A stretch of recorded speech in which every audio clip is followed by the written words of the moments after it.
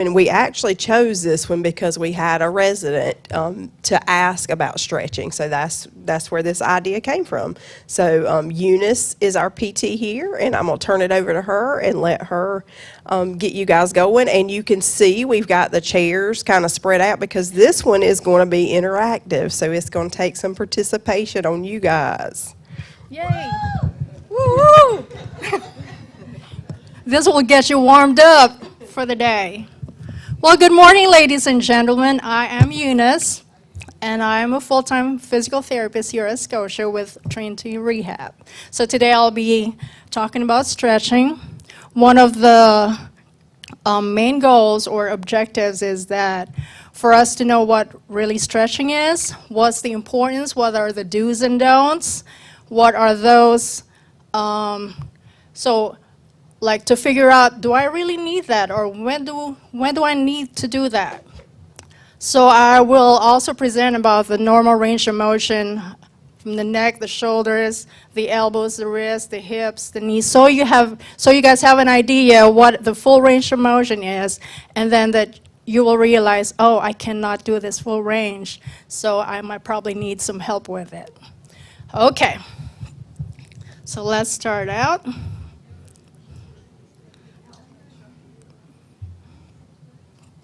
All right, so what is stretching? So stretching is a physical exercise that requires putting a body part in a certain position that will serve in the lengthening and elongation of the muscle or muscle group, and thus enhances flexibility and elasticity. The primary purpose is, or the primary goal of stretching is to increase flexibility, improve joint range of motion, and potentially reduce the risk of injuries. So when we talk about stretching, we usually encounter the word flexibility. So what is flexibility? Flexibility is the natural ability to move a joint through its full range of motion. And stretching is an activity or intervention aimed at improving or maintaining that flexibility. In other words, flexibility is the state, and stretching is the method used to achieve or maintain that state.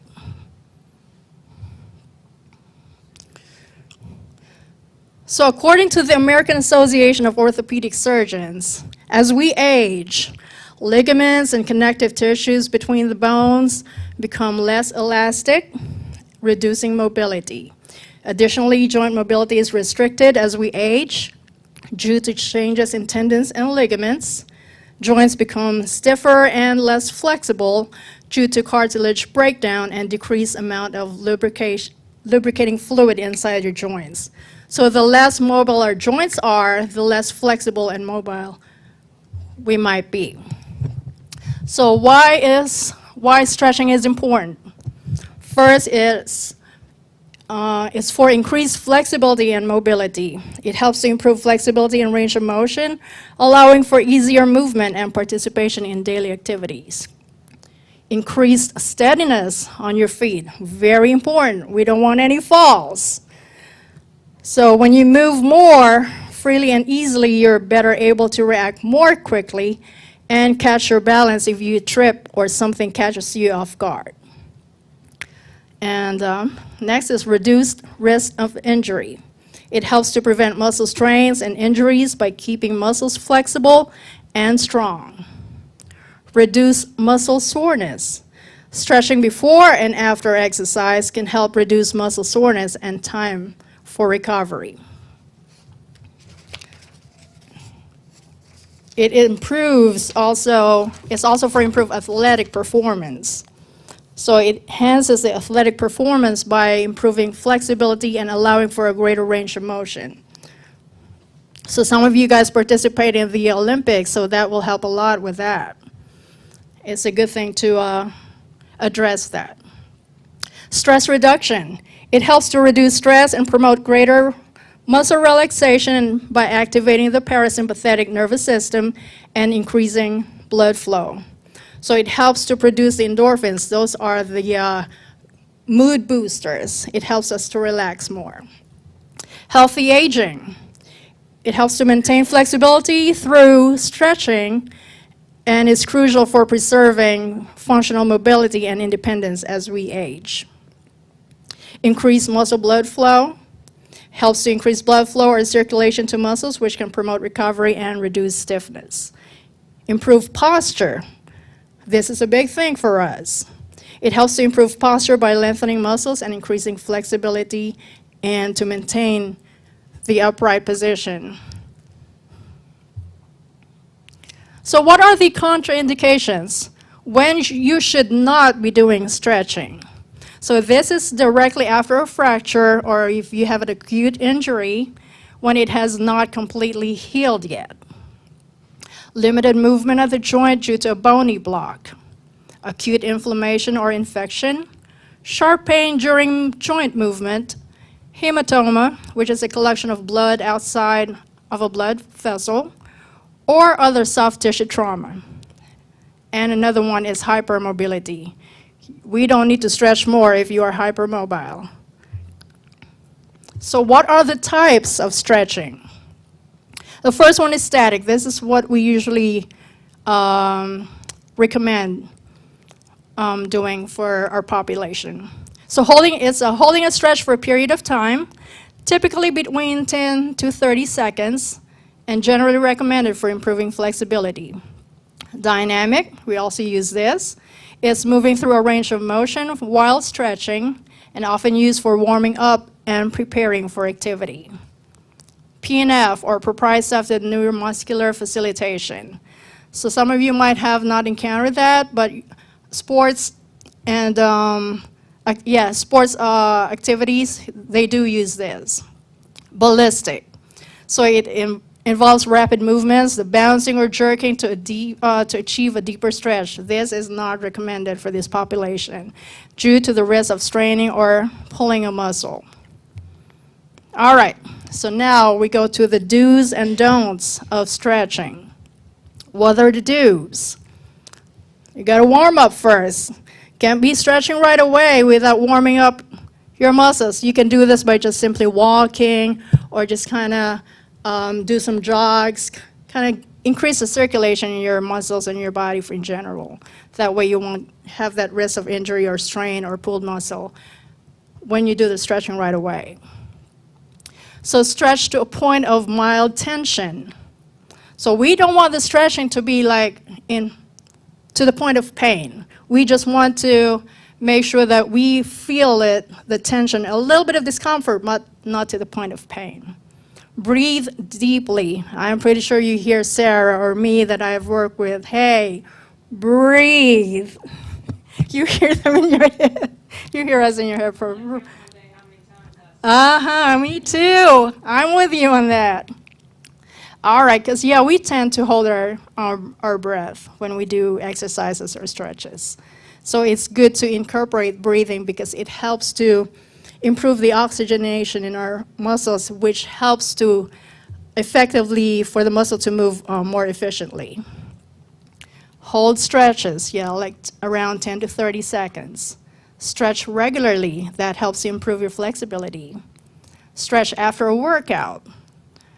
Before or after a workout, that will be advisable.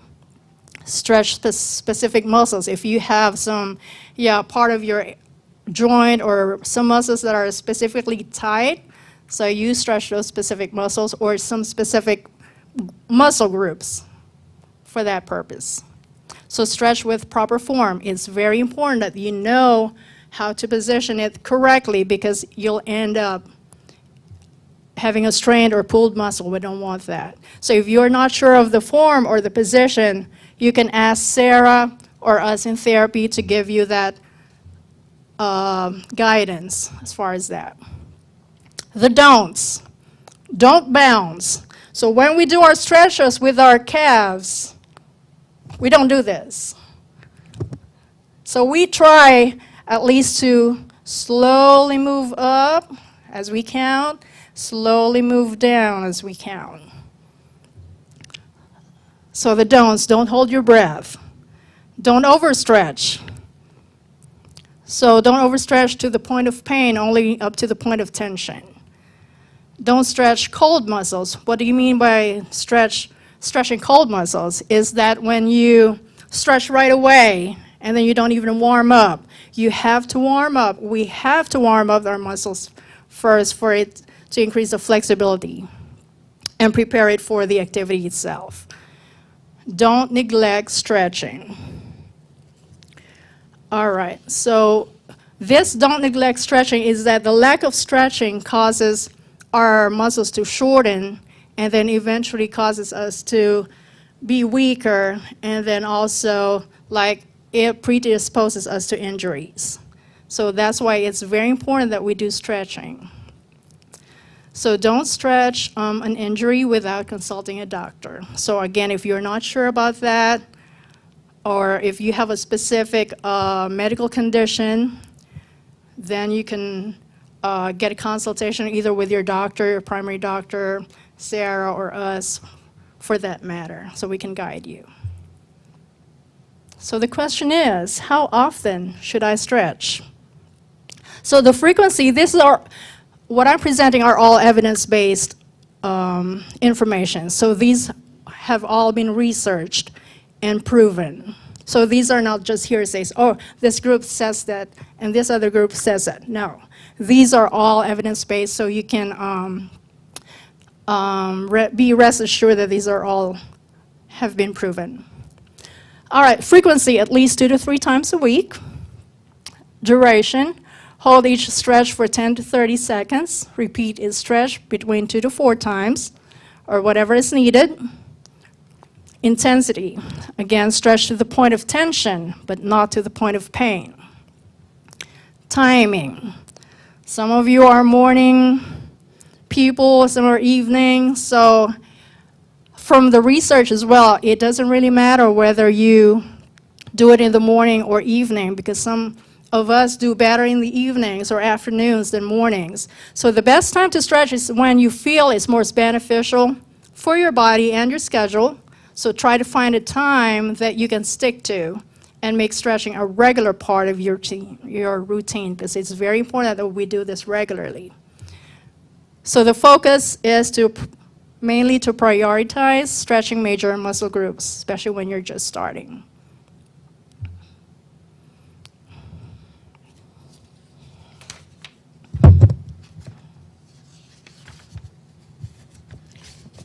All right, so this is the part where we get to do some active participation. All right, so when do we know that we need stretching? How do we even know that we need it? So here I will be presenting to you the range of motion, the normal or normative values for the range of motion from the neck to the shoulders, to the elbows, to the wrists, hips, knees, ankles. So get ready. All right, so range of motion is the measurement of movement around a specific joint or body part. So full range, for this purpose, I will just discuss about full range of motion or the normal values versus functional range of motion. So full range of motion is the act of moving through the maximum range as anatomically possible for a joint during an exercise. Functional range of motion, this is the range of movement needed for individuals to perform activities of daily living with maximum independence and optimal conditions. It is essential for rehabilitation and maintaining mobility, allowing individuals to perform tasks like reaching, bending, and lifting without limitations. So how do we apply this functional range of motion? So let's say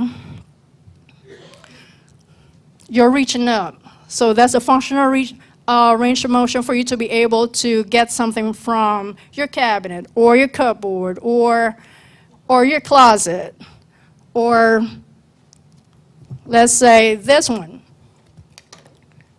You're trying to open something. So that's functional range of motion. You're stepping up, stepping down. That's functional range of motion, because those are the activities that we kind of do pretty much every day. So for the cervical spine or the neck, flexion would be All right, I will need my models.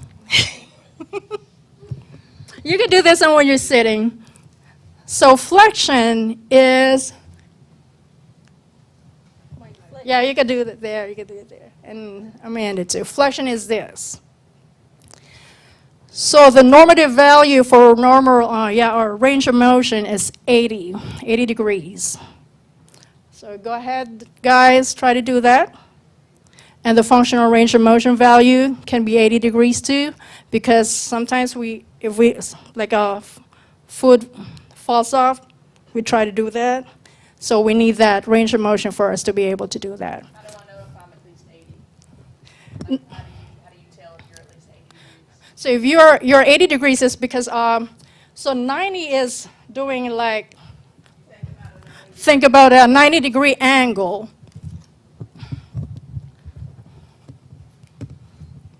Yeah. It's okay. So this is 90 degrees. Okay, so let's get you in a side view. So that is 90 degrees right there. Okay, so when you go to 80 degrees, you go up to this point over here in that area. So close to that band, that 90 degrees band. Extension, that's the one that you look up to the ceiling, look at the sky, or the moon. So lateral flexion. All right, were you guys able to do that? Okay. So this is mainly also an assessment for you guys, for you to realize, hey, am I getting that full range or that functional range for myself? If not, that's a good check. Is it also Self-checking. Sorry. Go ahead. When you're doing these next tests, if you notice that your thoracic or your back is also bending in order to get in that position? No, that's a good point right there. So when you get to do the neck movement, you want to make sure that your upper body or your shoulders are stabilized, because if not, you'll be like doing this or doing that. So that's not a full range if you really don't have that full range. Sometimes, yeah, it's a cheat. We don't want that. Yeah. Yes. So we don't want to, we want to see like main neck muscles moving. So this is stabilized, upper body stabilized. If you're sitting there, stabilize your upper body. You just make sure you move your neck through your range. Lateral flexion, that's the one the side bends. So again, you don't do this. That's cheating right there. Yes. We don't want to do this right here. So lateral flexion is bringing your ear to your shoulder, not your shoulder bringing to your ear. So don't try to compensate by doing that. So do this instead. All right. Rotation, that's the one we look to the right. You're cheating. Yeah, Good catch, yes. Honey, I just bring my whole body into it. There you go, that's the don't part. Don't do that. Yes. So stabilize your shoulders, your upper body, and just turn your head to the left or to the right. There you go. Up, I see some people doing the shoulders. All right, so try not to. Don't be like me. Yeah, that's the don't part right there. So stabilize your upper body. Make sure you just move your neck to the sides. There you go. So yeah, usually the functional range of motion is on the left side. On right side, the white ones. All right. Thoracolumbar spine. This is very interesting. So thoracolumbar is your upper back and also your lower back. So for the flexion, so we do flexion like that. For the, yes, go ahead and try that. You can, You can do that standing or sitting. Whatever, yeah, is good for you. Uh-huh. So the main, yeah, flexion for this, Breathe. uh-huh, yes. No. So again, the hip part here is pretty much like stable. You don't bend your hip part there, just the upper body. So, I can't tell whether I'm doing it right or not. Something in here, right? yeah, so, Just this part. yes, just that part. That's why the degrees are just 45 to 50.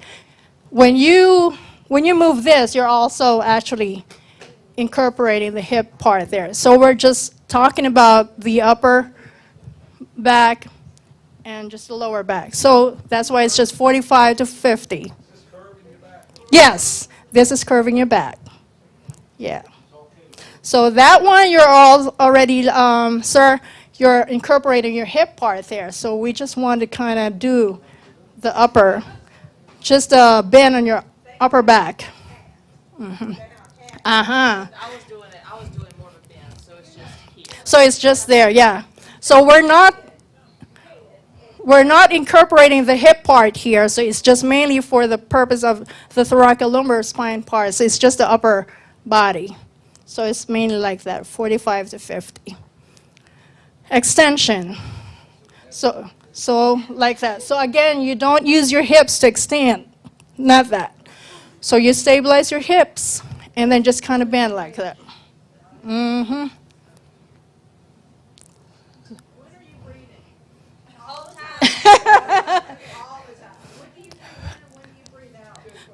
That is a very good question. So when you start to move the joint or your body, you breathe in.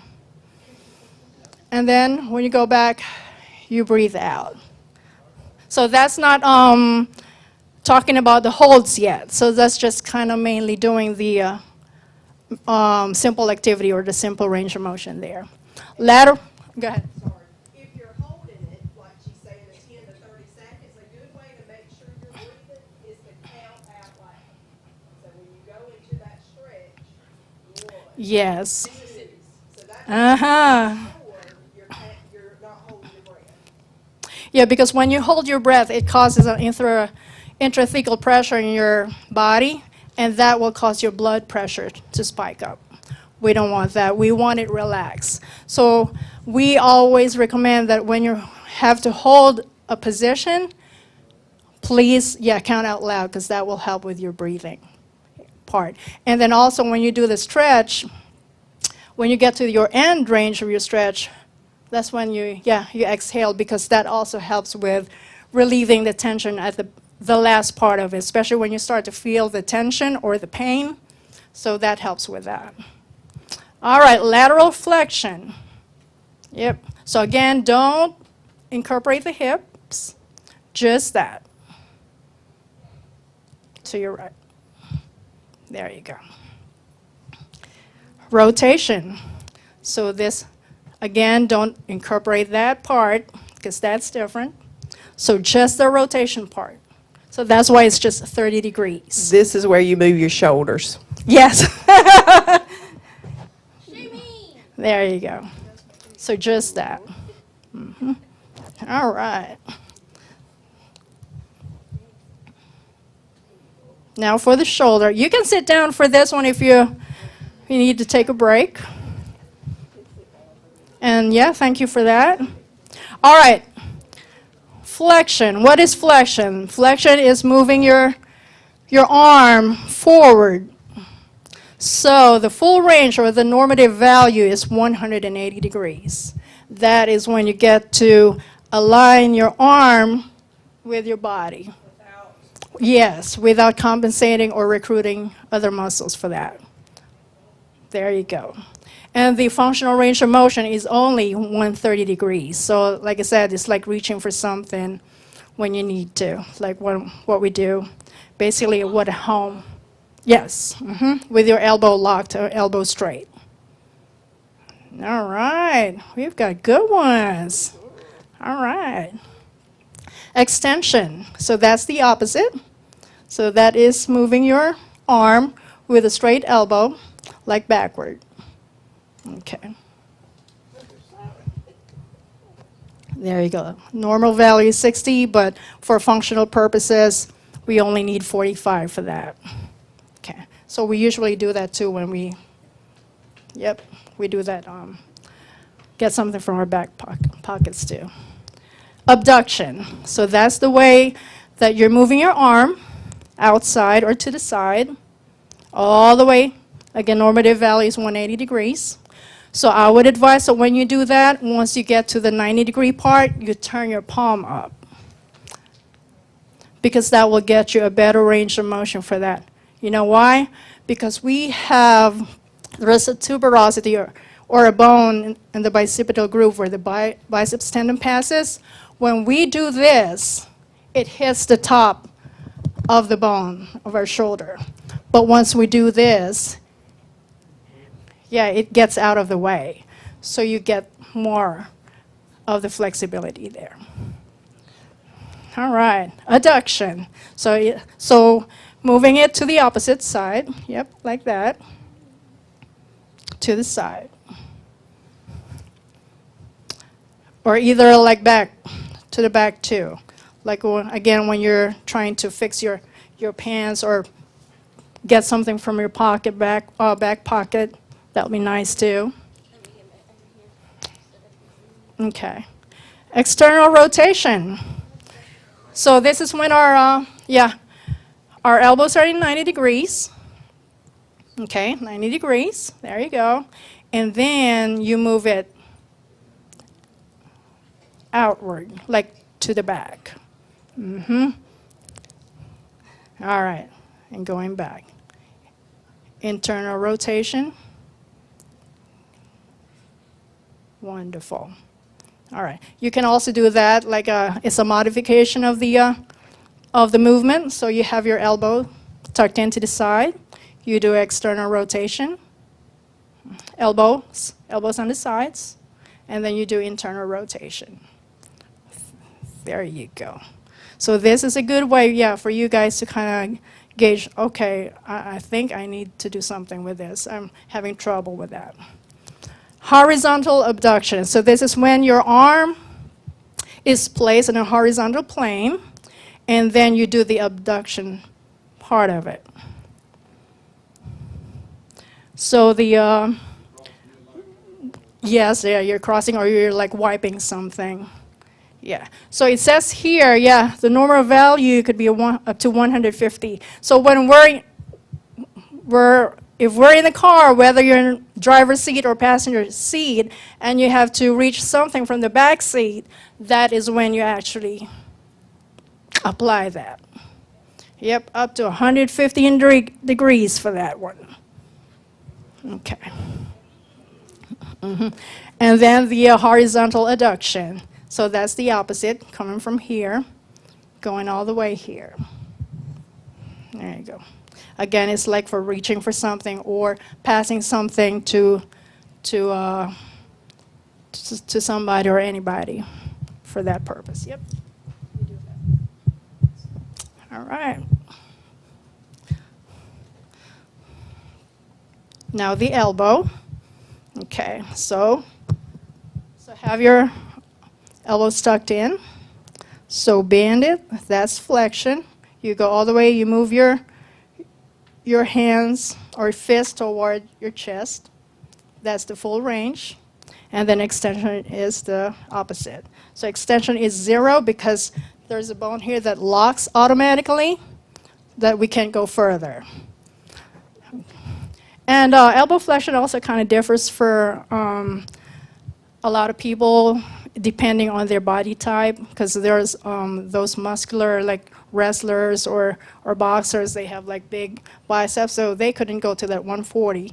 They could just go to probably just 120, but that's still, there you go. And so that's also full range of motion for them. It's the muscle end field that they call.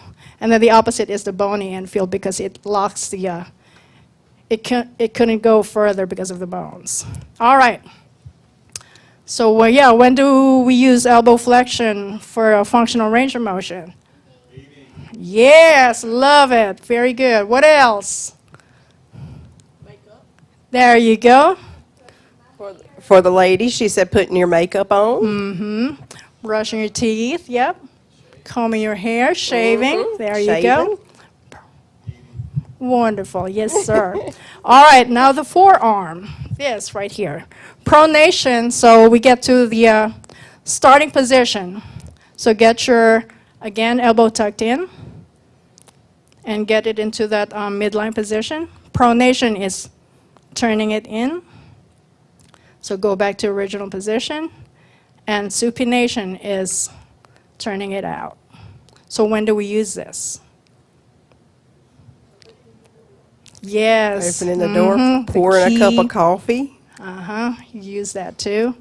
Very good. So those are the activities that we do pretty much every day.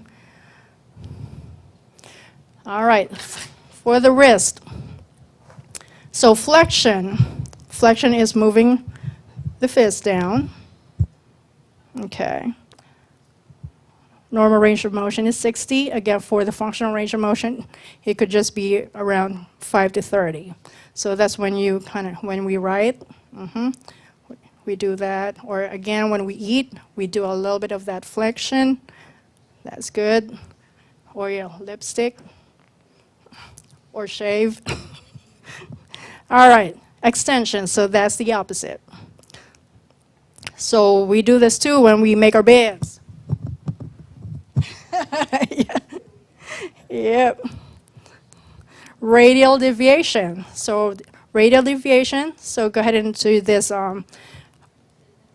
starting position. That is when you move your thumb inward. So radial deviation.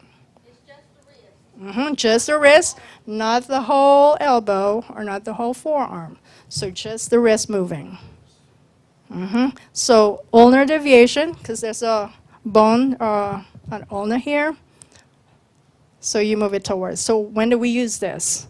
Earlier I showed one opening bottles. So that's when we use this.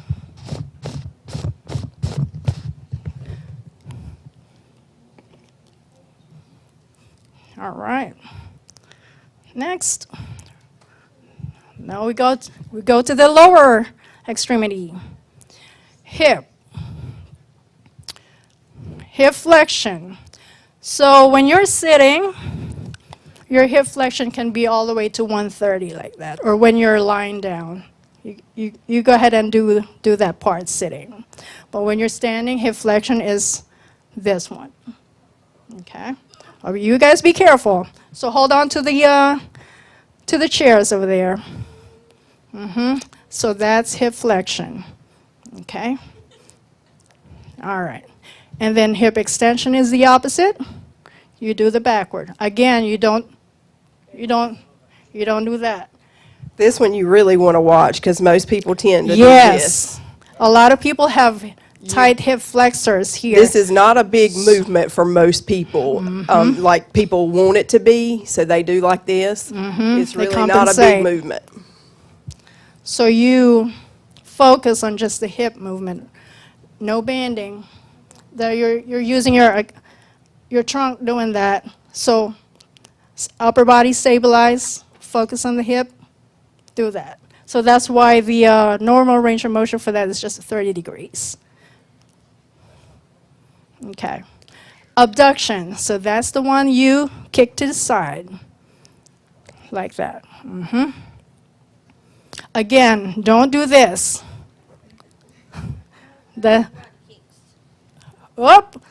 Be careful. All right, so you don't do that.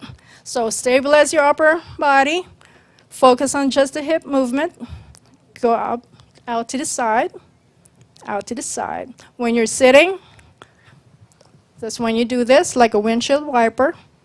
Or when you're lying down, that's when you do it.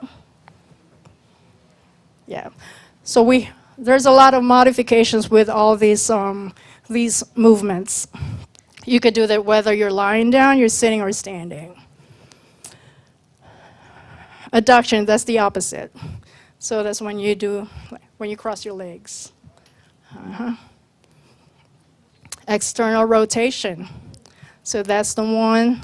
So starting from the original position with your foot pointing straight forward, external rotation is doing this. Go back to original position. Internal rotation, you're doing this. So when you're sitting, you do this. Go back, that's external rotation. And then you turn it in, that's internal rotation. Same thing when you're lying down. So it's very important that you know these values to start with. That way you could assess, this is a good assessment for yourselves right now, whether, what are the areas, what are those part of your body that needed some stretching or some flexibility exercise. All right, knee flexion. So that's when when you're sitting, so you starting from a extended position, that is when you bend it all the way, bringing your heel all the way back to your bottom, like that. So the normal is around 130 to 150, and then a functional range of motion could just be like around 90 to 120. You sitting right there, that's a functional range of motion for you guys. 90 degrees of your knee flexion. We need that. And for some of the residents that do squats, definitely some of them can go all the way in like that. It can go up to 150 degrees. So that's also can be a functional range of motion when you try to do squats or try to pick up something. You bend your knees, pick up something, and then that's when you use those things or those movements. All right, for the ankle. Oh, extension is the just a straight leg. So watch out for that too, because a lot of times as we age, our quadriceps tend to weaken, and you find yourself maybe it's not flexibility that you need or stretching, maybe it's strengthening that you need because you're not able to really bring your leg all the way up straight like that. Because if somebody can, or if you could do it passively, meaning at least somebody doing it for you and you're able to straighten it out, you don't need flexibility there, you just need strengthening. Because these are weak. And these are very important because that is the one that helps us with that standing. For us to be able to lift our bottom up, we need to strengthen our legs to do that. All right, ankle. Dorsiflexion is when you move your ankle toward you, okay? This is also a critical part of the range of motion for the geriatric population, so watch out for this. So this, you start at 90 degrees, that's the starting position, not from here, because that's plantar flexion already. So you go like this, and then you move it up. If you're, I heard that, ooh, yes, I see that a lot. Now, And somebody tell us why that's important. yes, Go ahead, I seen it. Any guesses? yes. That's exactly right. We use our ankles, well, you think our ankles carry a lot of our body weight, and Yes. we tend to get neglectful to our ankles. We notice that. We see that a lot in therapy when you guys Yep. are coming to us, and those ankles are tight. And I heard a lot of oohs when you started doing that, so that tells me you guys have some tight ankles too. But that's exactly why. And Eunice is going to show you guys the gait cycle here in a little bit, and that's you'll very help important. you understand a little bit more as to why that's so important. So that's why initially when I say, you don't start from here. You start from the 90-degree angle, and then you go up That's 20 degrees of ankle dorsiflexion. And then the opposite from 90 degrees, you go down, that's plantar flexion. Yes, sir? How much of that is, the joint, how much of that strength? The other said the knee could be strength. What is this could be strength, in fact, you could do it, but you can't do it? Is y'all strength to do it? So there could be two factors. Again, maybe it's tight to start with, or maybe it's weak. So both strengthening and stretching can help with gaining that flexibility of that ankle. And did you know that we only need 10 degrees of ankle dorsiflexion for us to be able to bring that toe up?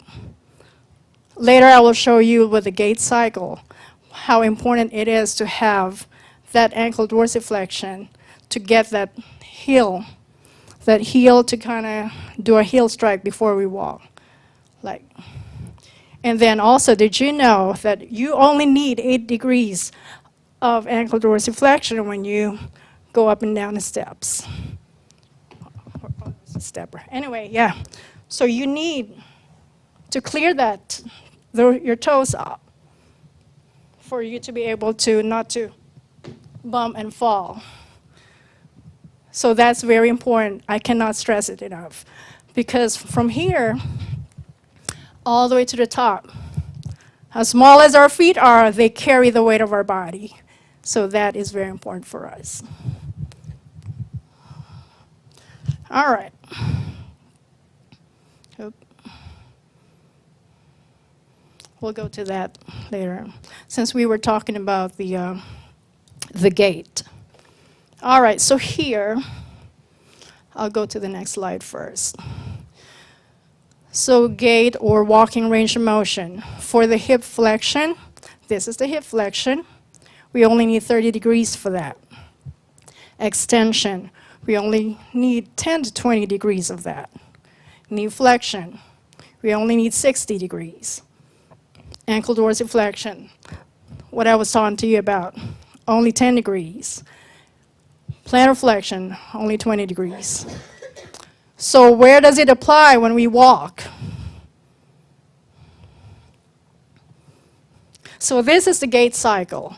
So this is referring to the right leg. So before we start, we need that 30 degrees of hip flexion for us to get to that heel strike part. As that area. And then the extension that was mentioned, 10 to 20 degrees, that is when you go to this area. That's when your hip or your leg is behind you.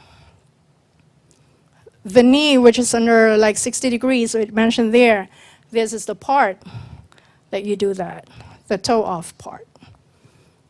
And then the ankle dorsiflexion, which we were talking about earlier, that's during that first stance right here. That is very important. A lot of the residents I have encountered too, that's probably why I hear the oohs earlier. Yeah, they do have like either weakness or tightness of their ankle dorsiflexion.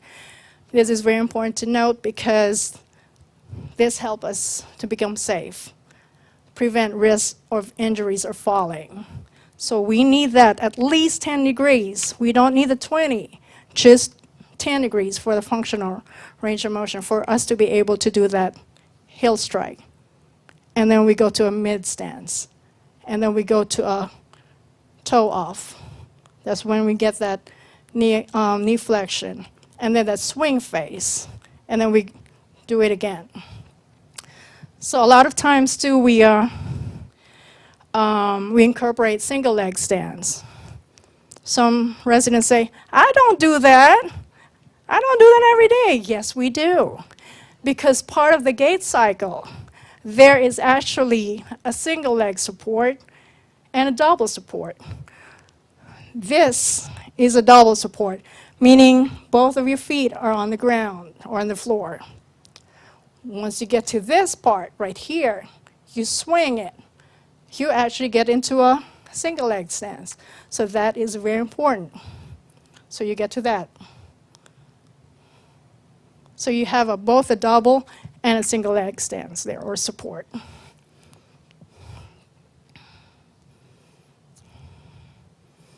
All right, we got to that. All right. So talking about all those range of motions, I hope you learned something from it.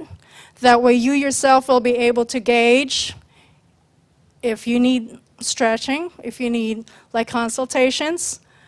You are most welcome to do so. You can talk to Sarah or to any of us therapists here, and we will be, gladly to talk about those things with you guys.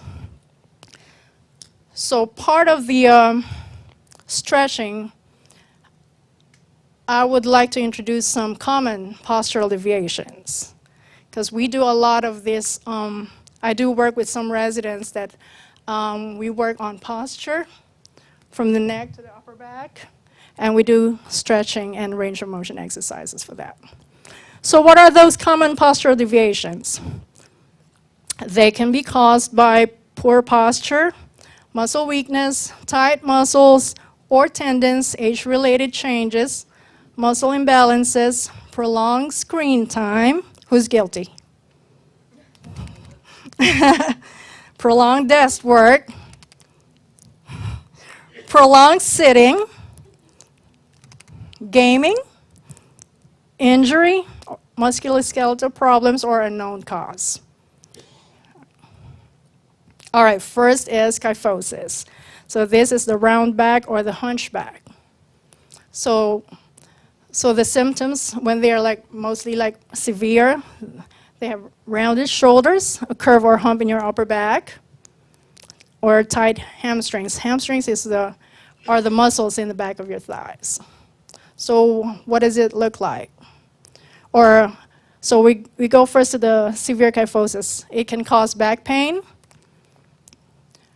difficulty in walking, even lung compression or difficulty in breathing when it gets to that severe stage, neurological issues or pinched nerves, pain or stiffness in your back and shoulder blades, numbness, weak or tingling legs, extreme fatigue, and balance issues. So what does it look like? So here, it shows here this is the neutral spine. We get like in our cervical and our lumbar right here. Those are the ones that curve forward. And the thoracic, which is our upper back, and the sacrum, they are the ones that bend like backward. All right, so the kyphosis is the one that is mainly here in the thoracic spine. So you get to that area where you get to that position. All right, next is scoliosis. It is a lateral or sideways curvature of the spine that doesn't just bend naturally to the side, but also twists. It also has a rotational component to it. It could either be a C shape or an S shape. And then the symptoms can be back pain and stiffness, reduced range of motion, difficulty standing upright, core muscle weakness, leg pain and numbness or weakness. So that can cause uneven shoulders. So especially when you have a curve going to the side, definitely your shoulders will not be level. It will be like uneven. Your shoulder blades can stick out. Head that doesn't center above your pelvis. Uneven waist, same way, because it's pulling that your hips or your pelvis. Constant leaning to one side, or uneven leg length. So the tight muscles that are causing that are the latissimus dorsi, piriformis, erector spinae, quadratus lumborum. So these are mainly the deep muscles in our core. So how does it look like? So this is what you call a left-sided scoliosis, or what they call levoscoliosis. Right side is dextro. So when you get to this convex side, or that's the stretch side, The stretched side is always the weak side. So this concave part right here is the tight muscle, or meaning there are more tension to those muscles that's pulling it, becoming the opposite side to be weaker because it's pulling it more. So what we do is to try to create a muscle balance. So we try to do some stretching and also strengthening on this side right here, because again, the stretched side is a weak side. So we try to do that. Then eventually, yep, we'll, upon regular exercise and stretching, yeah, you'll see some improvements over time. It doesn't happen overnight. You have to be consistent. So these are the like the pictures of it. So this is a normal spine looking from the back. It's straight. A C-shaped scoliosis. This could either be the band, could be toward the right side or the left side, or it can be S-shaped. So you could have a curve in the thoracic and then another curve in the lumbar area. So one of the things that you could actually check for that, you could ask somebody to stand behind you, and then you can bend forward. When you bend forward with a person that has scoliosis on the C-shape area, scoliosis, you will see this, a hump. Because that's already causing, aside from the side bend, that's when that rotational component sets in. And when you see it from the side over here, yep, you will see that hump there and here on the side too. So, but mostly you will see it more when you bend like that, and then you see the hump over here.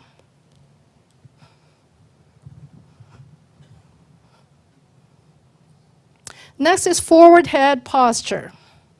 All right, it occurs when the head protrudes forward rather than being aligned over the shoulders. They call it a text neck, the computer neck. Who's guilty? Me too. Hey, I find myself doing that too. So yeah. So symptoms can be like worst case of it. You could have neck pain and stiffness, shoulder pain, headache, fatigue, reduced range of motion in the neck. Okay. So this is with a normal or alignment of our posture, the head should rest directly like towards your shoulder. Once you have that forward head posture, it goes like this. So it goes out of, it moves forward and gives you that rounded shoulder, or forward head posture, I mean. All right, so what are the tight muscles for when you have a forward head posture? The upper trapezius. These are the shoulder muscles up here. The levator scapulae. So from the word itself, levator, it elevates the scapula. So that's right here. And then the sternocleidomastoid, that's the muscle here. So go ahead and turn your head to the side. This right here, that's your SCM. Or to the other side, that's right there. And then the suboccipital muscles. Your muscles here connecting your head to the cervical spine. So all that is contributing, the tightness contributing to that forward head posture.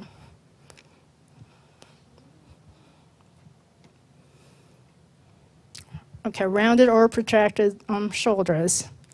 Occurs when the shoulders are rounded forward, refers to a resting shoulder position that has moved forward from the body's ideal alignment. So I was talking about that too.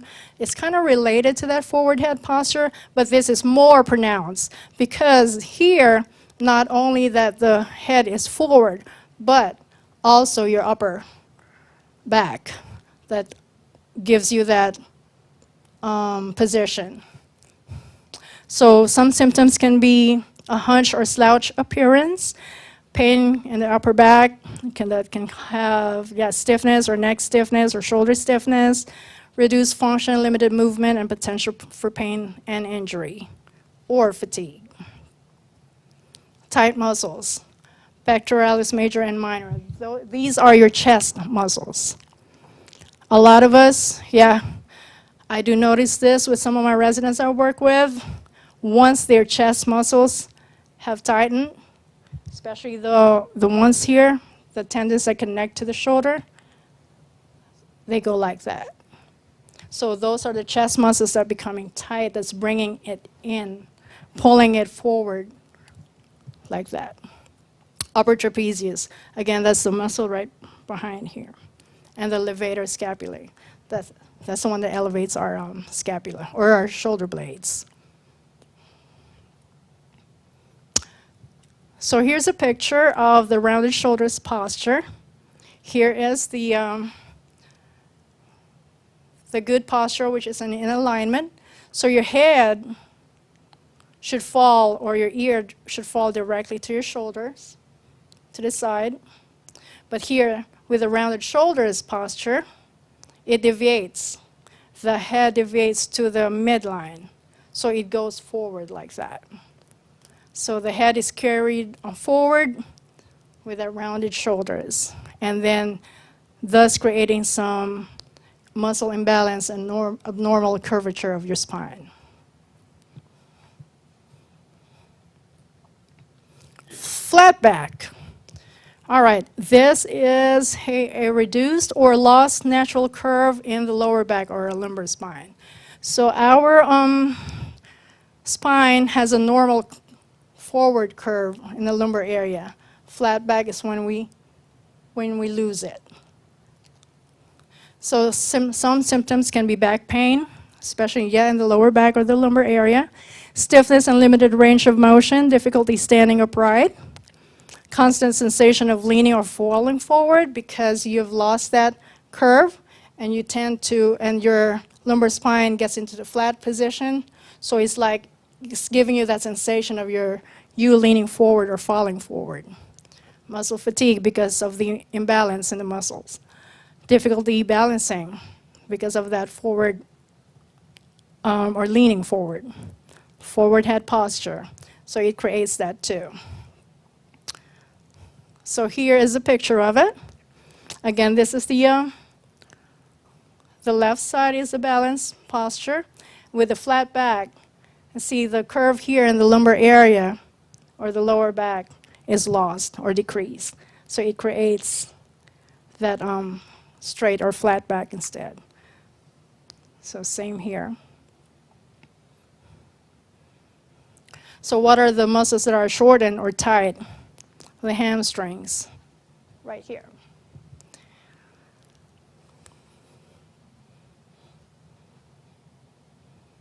Sway back or lordosis. Now this is the opposite of the flat back. This is the exaggerated curve of the lumbar spine or inward curve of the lower back. So some symptoms can be your head and neck can be leaning further forward than usual because you're having that. Your hips push forward because when you have an exaggerated this of your exaggerated lower back, you tend to get your hips forward and then your head goes like that. And then your butt is sticking out. Extra space beneath your lower back when you're lying down. So if you notice, you could check yourself later at home when you lie down. If you have like extra space or too much space in your lower back when you lie down, you might have some symptoms of these sway back or lordotic posture. Tight muscles. So the tight muscles can be the chest muscles because when we do this and then this goes like that, this right here is pulling it towards that position. Upper internal oblique, this right here to the side. And the hamstrings, the muscles in your back, and the hip extensors, your glutes or your butt muscles. All right, so this is the sway back posture. So this is the normal posture, and this is when you see that excessive curve. The tight muscles here because it gets you into that rounded position. Your head is tilting forward, and then causing your hip extensors to, or your hip to go forward like that.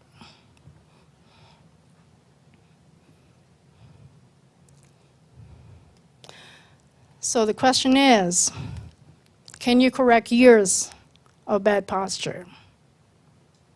Or is it too late to fix posture? For the first one, yes, you can correct years of bad posture still. And for the second question, is it too late to fix posture? It is never too late in life to work on improving your posture and how you move. One way, this is a good one. The next two, one way to improve your posture is to be aware of it in the first place. That is very important. That's the very first thing we get to when we get to that realization, hey, I need to be aware of it in the first place. So it is important to take a look at your posture before it becomes a problem. So when you get home later, you could check yourself in the mirror. Stand right in front of it. Ideally, yep, you're assuming, or you imagine like there's a straight line in the middle of the mirror, or like a plumb line. So when you're standing, both sides should look even when you look at the mirror. If you notice that you have a little bit of this, check if you have scoliosis or something. There might be some just weakness there. So to the side, when you get to check that, imagine again a plumb line going down to the side. Your ear should fall directly to your shoulders, and then to the hip, and to the anterior part of your knee and anterior part of your ankle. So if you have, like this, a deviation from that line, you might want to, check yourself as far as do I need something, do I need help with that? Go ahead, please. How you sleep and the pillow you use have anything to do with your physical ability to do it? Yes, that's a very good question. I know to each his own, because some residents can have like problems with their back that they can't like sleep flat. They would need layers of pillows for them to accommodate the comfortable position for them. Ideally, for what I have read throughout, when you lie down, what you need to think about is that when your neck should be in a comfortable position. Like not too low, because it will deviate it from that position, so it will create a strain. Next thing you know, you wake up with a stiff neck. We don't want that. So check yourself again later at night or when you take a nap. So check your layers of pillows. If it's like in a normal anatomical position, like how you were looking at it earlier in a standing position. Same thing when we lie down, it's pretty much like it, because we have a normal forward curve in our cervical spine. So that you should have a good pillow that will at least support that. And I was going to add to that, you know, when you sleep, a lot of us are in that position for a long time. So it is important. If you feel like in the morning when you get up, you're stiff, it could be something to do with the position you're in when you're sleeping. So Eunice, you know, like she said, you do want to watch those things. So if you find that you're having an issue in the mornings and you're getting up and you're extremely stiff, that's a good time to check that out and talk to somebody about maybe there's a different way. And like she said, everybody especially sleeping, we find that everybody's got a different way to do that because you might have a joint that bothers you that you can't do sleep one way where somebody else can sleep fine that way. So it is important to look at that though. You don't want it, you want to be comfortable and you want to be able to sleep, but you also don't want to be putting yourself in a worse predicament for when you're up and you're moving around. So some of us are side sleepers. So when we do that, I would advise at least a pillow in between, because that will help with keeping your hip in a neutral position when you do that. Because if we don't, it gets to this position like that when in a side sleeping. So it stretches this area here, and then when you get in that position for a long time at night, next thing you know, when you wake up, ouch, your hip is hurting. So I would advise at least, put a pillow in between your knees just to kind of help with a more comfortable position, and also keeping your hip more in a neutral position. Go ahead, please. What is the best position to sleep in if you can sleep in any position? What is the best way to hold you back?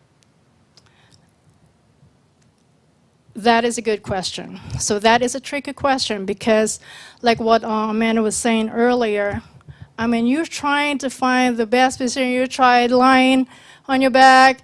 You're trying to lie in your stomach, but most of us can't do that. You try to do that on like the side. Some of the residents sleep in a recliner.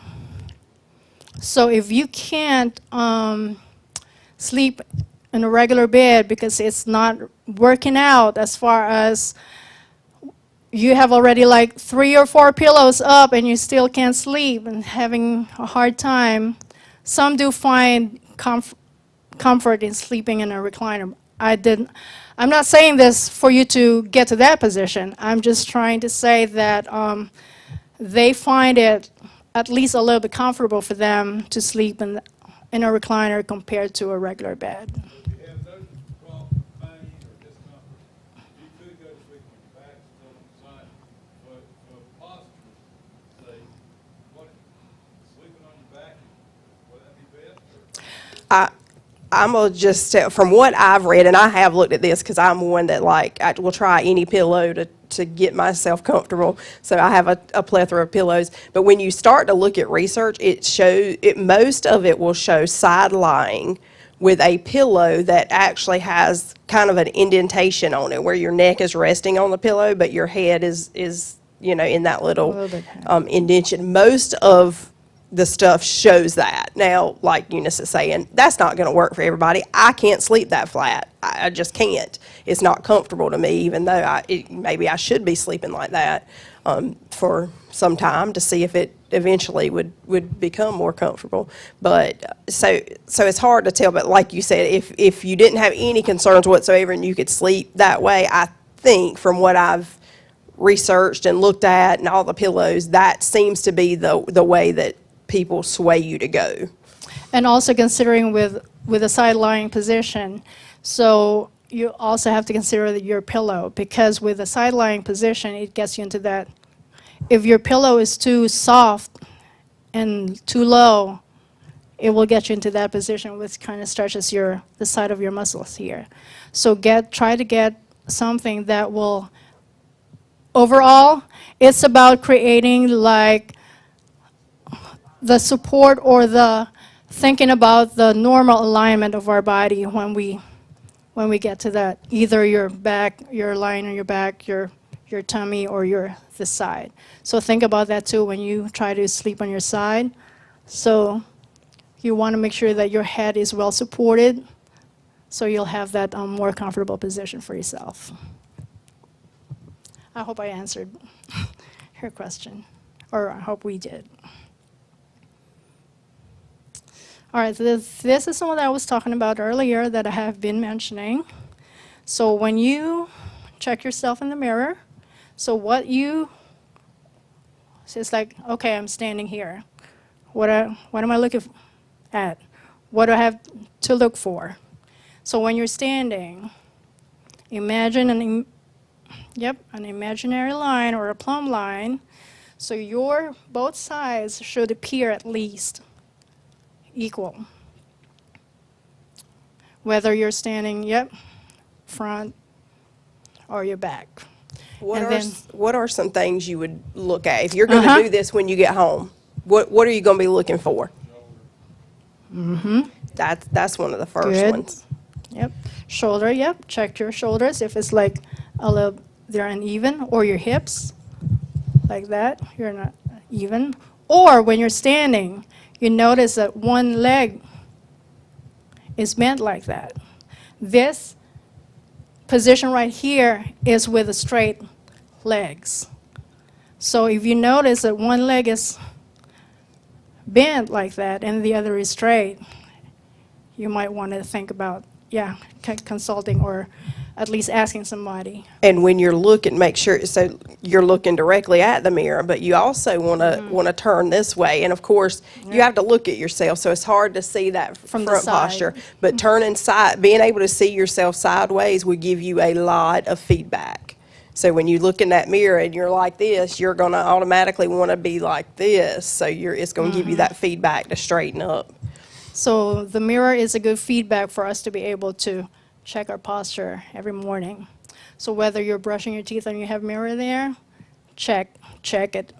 So here again is the midline, the alignment when you're in the side. So here the ear should fall directly to the shoulder, then to the hip, to the knee on the side, and then in front of that bone in your ankle over here.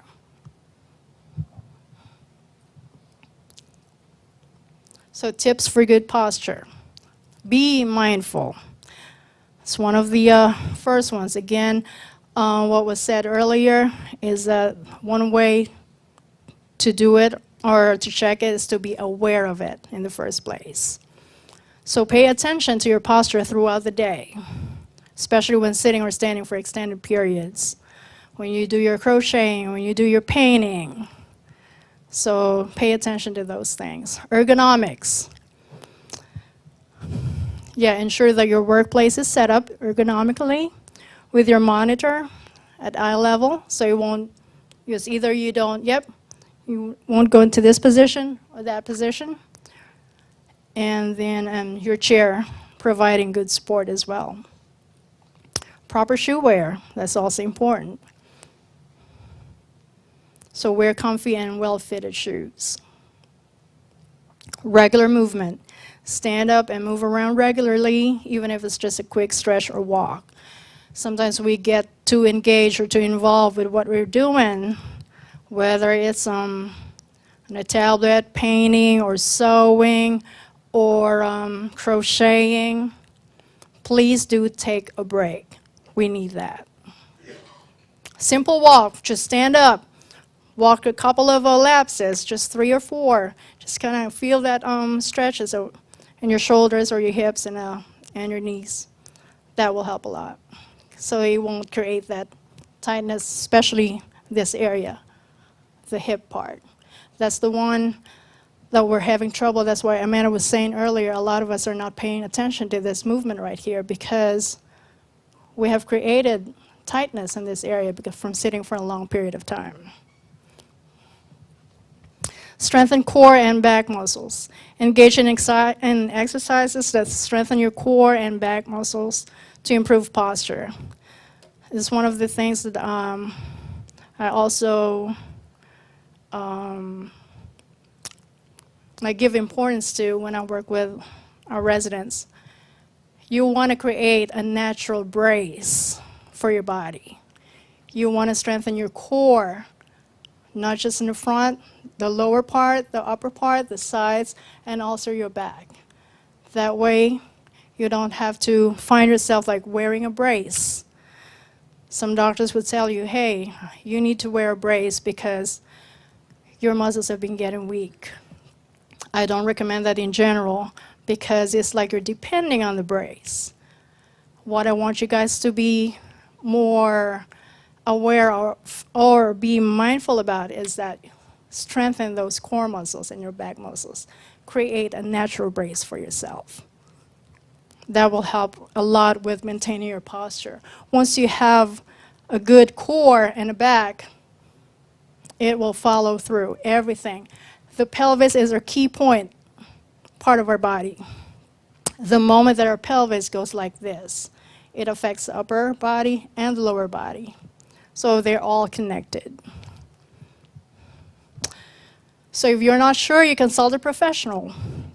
If you have persistent pain or concerns about your posture, you consult your doctor, orthopedic doctor, your physical therapist or occupational therapist for those ADLs or functional range of motion that we talked about earlier.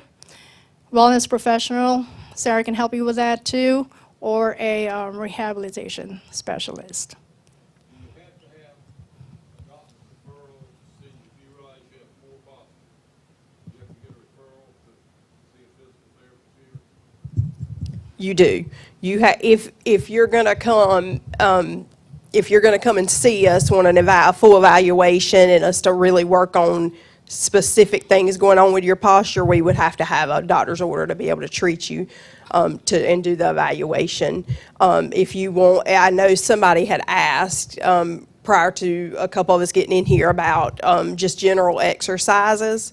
We're gonna put those in the cubby. We're gonna print out some stretches rather, for you guys to have in your cubby. So they're just gonna be very general. And I will tell you, if you are having trouble with any of them, please don't do them. Please come and see us. Yes, We don't don't, they're not, we want to give you guys this information. We want you to start trying to build your own routine of stretching, but we also don't want you to avoid coming to see us when you have an issue with whatever it is. And it could be a specific joint, it could be, something minor. If it's minor and you're saying, I need to know if I'm doing this right because, it kind of bothers me, then you can come and talk to us about that. We don't need an order to just talk to you. But if it's going to be a more, we need to evaluate because we really don't know what's going on and we don't want to put you through something that could cause you more harm than good, then we would need a doctor's order.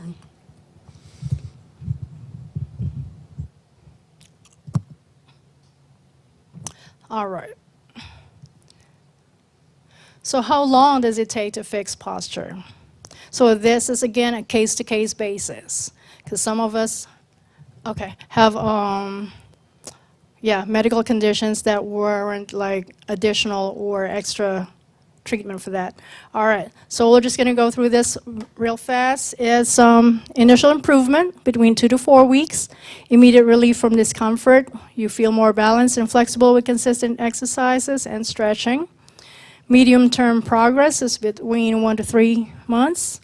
You see more visible improvements in posture, muscles and ligaments adapting to new positions, and pain is start to diminish.